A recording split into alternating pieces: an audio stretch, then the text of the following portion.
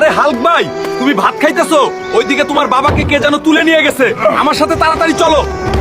যদি আমার বাবার কিছু হয় তবে সবাইকে আমি একদম শেষ করে দিব। বাবা, আমি আসতেছি তোমার কাছে। আরে জমিদার সাহেব, আপনি আমার বাবাকে আটক করেছেন কেন? তাকে আপনি ছেড়ে দিন। তোমার বাবা সাইকেল দিয়ে আমার প্রাইভেট কারে লাগিয়ে দিয়েছে। আমার প্রাইভেট কার ঠিক করতে 1,00,000 টাকা লাগবে। তোমার বাবাকে এখান থেকে নিতে হলে 1,00,000 টাকা জরিমানা দেওয়া লাগবে, না হলে দিব না। বাবা হাল্ক, আমি দেখিনি। বাজার থেকে আসার সময় সাইকেল দিয়ে লেগে গেছে গাড়িতে। আমাকে এখানে থেকে নিয়ে যা। ঠিক আছে জমিদার সাহেব, আমি 1,00,000 টাকা নিয়ে আসতেছি। আপনি আমার বাবার কিচ্ছু করবেন না। আমি চললাম।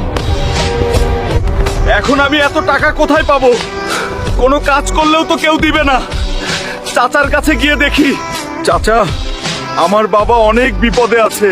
আমাকে 1,00,000 টাকা দিন, না হলে বাবাকে বাঁচানো যাবে না। আমার ব্যবসার অবস্থা এখন খুবই খারাপ। আমার কাছে কোনো টাকা হবে না। তুমি যাও এখানে থেকে। আরে চাচাও তো আমাকে কোনো টাকা দিল না। এবার আমি কার কাছে যাব? বন্ধুরা, প্লিজ হেল্প করো। পুলিশ তদন্ত করে বরফ রাজ্যতে একটা ডায়মন্ড পেয়েছে। সেটা যে আনতে পারবে তাকে 20,00,000 টাকা পুরস্কার দেয়া হবে। আমি যাব বরফ রাজ্যেতে, আর সেখান থেকে ডায়মন্ড নিয়ে আসব, আর সেই টাকা দিয়ে বাবাকে বাঁচাবো।